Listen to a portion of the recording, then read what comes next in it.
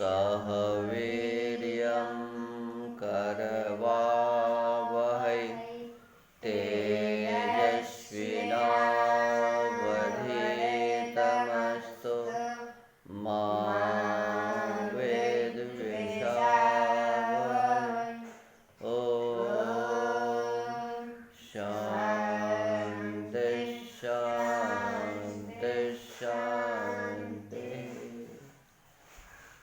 आदरणीय श्रोतागण, ब्रह्मचारीगण,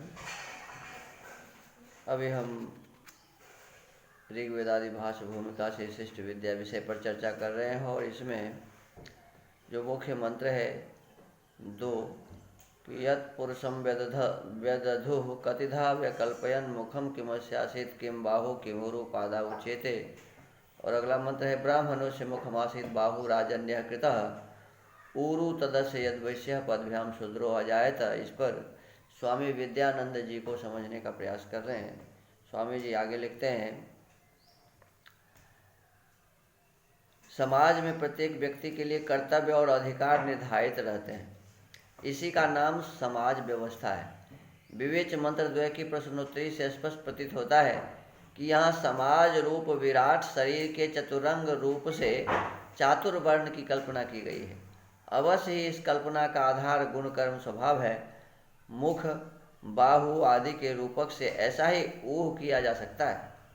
जिस प्रकार मानव शरीर के धर्म, उसकी स्थिति और समस्त क्रियाएं मुखादि चार अंगों के संगठित आधार पर सिद्ध होती है और चलती है, इसी प्रकार समाज शरीर के धर्म, उसकी स्थिति और समस्त क्रियाएं इन्हीं मुखादि के प्रतिनिधिभूत ब्राह्मणादि चार अंगों के संगठित आधार पर सिद्ध होती और चलती है। इस विभाजन में प्रत्येक अंग की सीमा स्वतः निर्धारित है, जिससे अंगों का शक्ति संतुलन बना रहता है। किसी एक अंग में समस्त शक्तियों के केंद्रित हो जाने से समाज के कार्य में बाधा उपस्थित हो जाती है। अंग चतुष्टय की सार्थकता के कारण ही महर्षि वेद व्यास ने समाज पुरुष को वर्णात्मा कहा है। ब्रह्म वक्त्रं भुजौ छत्रं कृष्ण मूरु दरं विषः पादौ यस्याश्रिता शूद्रास तस्मै वर्णात्मने नमः। प्रथम मंत्र में पूछा गया था कि उस समाज रूप पुरुष का मुख क्या हुआ, तो उसके बाहु कौन बनाए गए, उसके उरु कौन है और कौन उसके पाद कहे जाते हैं। प्रश्न के इसी प्रवाह में उत्तर दिया गया कि ब्राह्मण उसका मुख हुआ। ब्राह्मण रूपी पुरुष, ये समाज रूपी जो पुरुष है उसके मुख ब्राह्मण हुआ। क्षत्रिय उसका बाहु किया गया।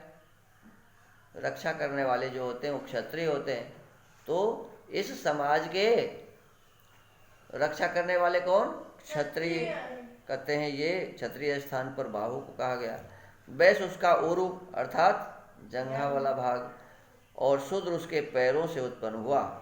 यहाँ मुख आदि से उत्पन्न होने का कोई प्रसंग प्रतीत नहीं होता। न तो प्रश्न ही इस प्रकार पूछा गया था कि मुख से कौन उत्पन्न हुआ, और न मंत्र में इस प्रकार उत्तर ही दिया गया।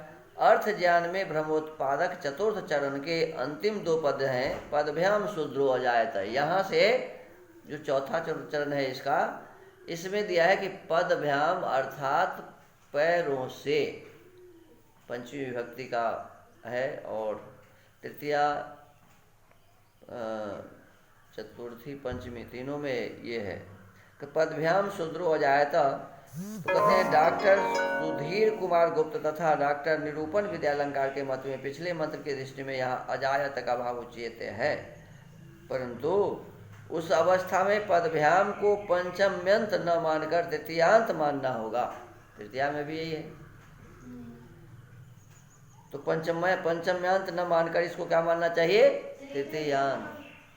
पदभ्याम डॉक्टर रघुवीर द्वारा परिष्कृत अथर्ववेदीय पैपलाद शाखा के पाठांतर में अजायत क्रियापद के स्थान पर अस्तु क्रियापद मिलता है, जिससे ज्ञात होता है कि उक्त मंत्र में अजायत पद अस वृतु इत्यादि धातुओं की विविक्षा में प्रयुक्त हुआ है।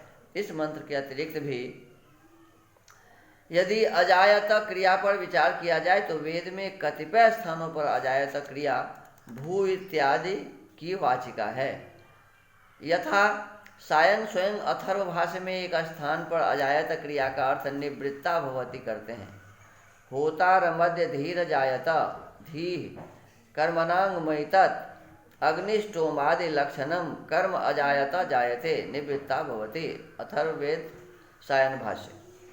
परंतु ग्रंथकार ने दोनों मंत्रों में यत्र तत्र सर्वत्र उत्पन्नमासीत उत्पन्नो भवति उत्पन्नो वर्तते आदि क्रियाओं का प्रयोग किया है। इस प्रसंग में मंत्रगत व्यकल्पयन तथा उच्चेते शब्द विचारणीय है। रामानुज ने व्यकल्पयन का अर्थ कल्पनांकृतवंतः किया है। उच्चेते का अर्थ सहज ग्राह्य है। इन दोनों शब्दों के प्रयोग से स्पष्ट है कि यहाँ साक्षात ब्रह्म के शरीरांगों से ब्राह्मणादि की उत्पत्ति की बात नहीं कही गई है। यानी परमात्मा के अंगों से ब्राह्मण क्षत्रिय वैश्य और शूद्र की उत्पत्ति हुई, ये बात इस मंत्र में नहीं कही गई है। उत्तर रूप मंत्र के भाष्य में भी ग्रंथकार ने ब्राह्मणादि की उत्पत्ति का उल्लेख करते हुए मुखाद उत्पन्न न कहकर, मुखाद उत्पन्न नहीं कहा है, अस्य पुरुषस्य ये विद्यादयो मुख्य गुणा सत्योपदेशादीनि कर्माणि च सन्ति तेभ्यो ब्राह्मण आसेद उत्पन्नो भवति कहा है। यहाँ दो बातें स्पष्ट है। ब्राह्मणादि की उत्पत्ति उस पुरुष के देहांगों से नहीं, देह अंग से परमात्मा के माने मुख है, कान है, हाथ है, पैर है, उससे ब्राह्मण आदि उत्पन्न हुई, ये बात नहीं है। अभी तो उसके तत्त गुणों से हुई है। परमात्मा के जो गुण है, इन गुणों से ब्राह्मण क्षत्रिय और वैश्य कहलाते हैं। आसीत के पर्याय रूप में उत्पन्नो भवति उत्पन्नमासीत इत्यादि क्रियापदों का प्रयोग हुआ है। आसीत अजायत आदि क्रियापदों का अर्थ एक सूत्र है छंदसी लुंग लंग लिटह। इस सूत्र को ध्यान में रखकर करना चाहिए। स्वामी भगवदाचार्य ने ठीक लिखा है, यद्यदुत्तरोत्तर वाक्ये विभक्ति परिणामः क्रियते प्रश्न वाक्येपि तथा कर्तव्यः स्यात्। अस्य मुखात् किमुत्पन्नम बाहुभ्याम किमुत्पन्नम उरुभ्याम किमुत्पन्नम पादाभ्याम किमुत्पन्नम इति उच्यते इति क्रियापद से तत्सन्निहित द्विवचन प्रत्ययस्य च वैयर्थ्यं घोषितं स्यात्। किंच पुरुषं कथिता व्यकल्पयन्निति समस्तमेव वाक्यं नैरर्थक्यमीयात्। मुखात् किमुत्पन्नमिति प्रश्न एवासमंजसो भवेदद्यावधि तस्य मुखादव यवानामश्रवणात्। कहते हैं स्वामी भगवदाचार्य ने कहा है कि इस पुरुष की आज्ञा के अनुसार जो विद्या, सत्य भाषण आदि उत्तम गुण और श्रेष्ठ कर्मों से ब्राह्मण वर्ण उत्पन्न होता है, वह मुख्य कर्म और गुणों के सहित होने से मनुष्यों में उत्तम कहता है। ब्राह्मण क्यों कहता है? तो उनमें विशेष गुण होते हैं, मुख्य गुण होते हैं। बाहु राजन्यकृता और ईश्वर ने बल पराक्रम आदि पूर्वोक्त गुणों से युक्त क्षत्रिय वर्ण को उत्पन्न किया है। उरुतद से खेती, व्यापार और सब देशों की भाषाओं को जानना तथा पशुपालन आदि मध्यम गुणों से वैश्य वर्ण सिद्ध होता है। और पदभ्याम शूद्रो, जैसे पग सबसे नीच अंग है, वैसे मूर्खता आदि नीच गुणों से जिसमें है, कितना पढ़ाने से भी जो नहीं पढ़ पाता है, जिसमें कोई विशेष प्रकार के गुण नहीं है, तो कहते हैं ऐसे मूर्खता आदि नीच गुणों से शूद्र वर्ण सिद्ध होता है। इस विषय के जो प्रमाण हैं कहते हैं कि वर्णाश्रम की व्याख्या में आगे फिर लिखा जाएगा। तो आज इस स्वाध्याय के क्रम को हम यहीं विराम देते हैं। हमको विशेष रूप से ध्यान रखना चाहिए कि ब्राह्मण अपने विशेष कर्मों से महान है। ब्राह्मण अपने विशेष कर्मों से मुख्य हैं। इस सारे शरीर में इसका जो विशेष महत्व है, मुख का विशेष जो महत्व है, इसीलिए है कि हाथ से, पैर से और उरु प्रदेश से अधिक महत्व हमारे इस भाग का है। तो जैसे हमारे सिर का महत्व है हमारे शरीर में, ऐसे ही इस समाज में विशेष गुणों से युक्त होने से ब्राह्मण का महत्व है। कल जैसे हम चर्चा किए थे कि हम अपने वाणी से कैसे बोलें, क्या बोलें, अपने नासिका से कैसे प्राण को ग्रहण करें जिससे हमारी प्राण शक्ति मजबूत हो, कैसे हम आँखों से भद्रम देखें, अच्छा ही देखें, कैसे हम अपने कानों से अच्छा ही सुने, कैसे अपने इस हाथों से अच्छा ही करें। देखो ये हाथ हमारे आपके हैं ना, ब्राह्मण और कोई बात नहीं है, ब्राह्मण यही है जो जिसमें ये गुण है वो ब्राह्मण है। हाथ क्या कर रहा है, हाथ से क्या होता है, दो काम किए जाते हैं। कोई आदमी रास्ते में चल रहा है, हमारा ये हाथ है, अब उसको हम क्या किए, अपने इस हाथ से ऐसे धक्का दे दिए, वो गिर गया। तो गिरते ही वो क्या कहेगा, अरे कैसा राक्षस है, क्या कहेगा, कैसा राक्षस है।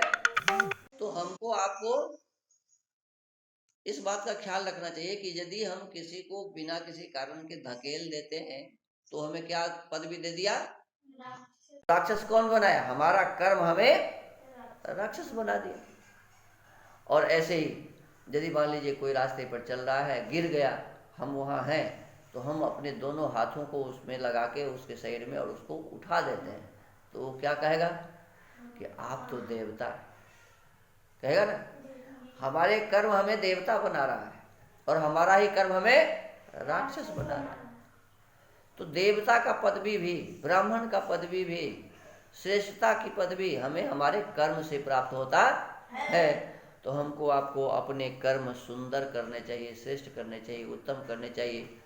इस हाथ से हम अच्छा ही करें, सुंदर काम करें, किसी को देने का काम करें, गिरे को उठाने का काम करें, किसी को परेशान करने का काम न करें। हिंसा करने के लिए हाथ नहीं मिला,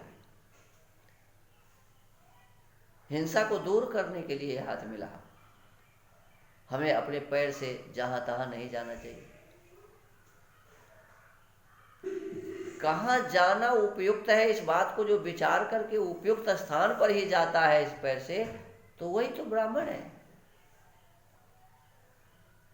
और जहां तहां जाता है, जैसे मन आता है वैसे चलता है, तो इसका नाम ब्राह्मण नहीं।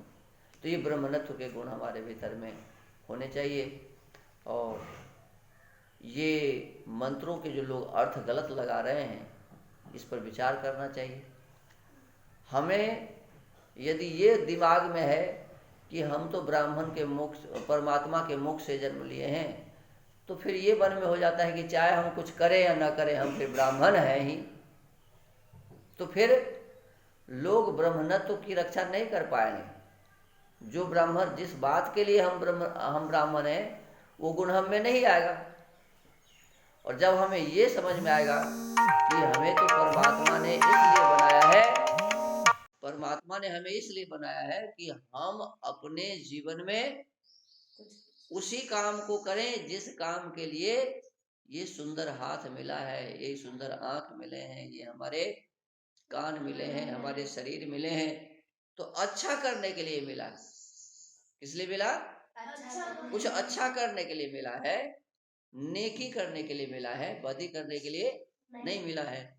तो इसीलिए कहते हैं ब्राह्मणस्य मुखम आसीत्, इस समाज के, इस समाज रूपी पुरुष के जो मुख है वो क्या है, तो ब्राह्मण है।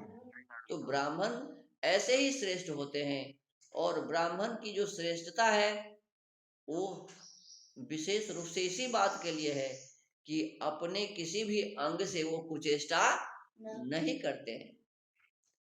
उनमें ये एहसास है, समझ है कि हमें यह शरीर प्राप्त क्यों हुआ है और इसका प्रयोग हमें कैसे करना चाहिए। सबको इसका एहसास नहीं है। तो हम विशेष रूप से अपने ब्रह्मण्यत्व को अपने जीवन में धारण करें। इन्हीं शब्दों के साथ आज के इस सत्संग को यहीं विराम देते हैं। शांति पाठ। ओम द्यौ शान्तिरन्तरिक्षं शान्तिः पृथिवी शान्तिरापः शान्तिरोषधयः शान्तिः वनस्पतयः शान्तिर्विश्वे देवा शान्ति ब्रह्म शान्तिः सर्वं शान्ति शान्तिरेव शान्तिः सामा शान्तिरेधि ॐ शान्ति शान्ति शान्तिः। जो बोले सो अभय कृण्वन्तो वैदिक ध्वनि। ओ सबको सादर नमस्ते।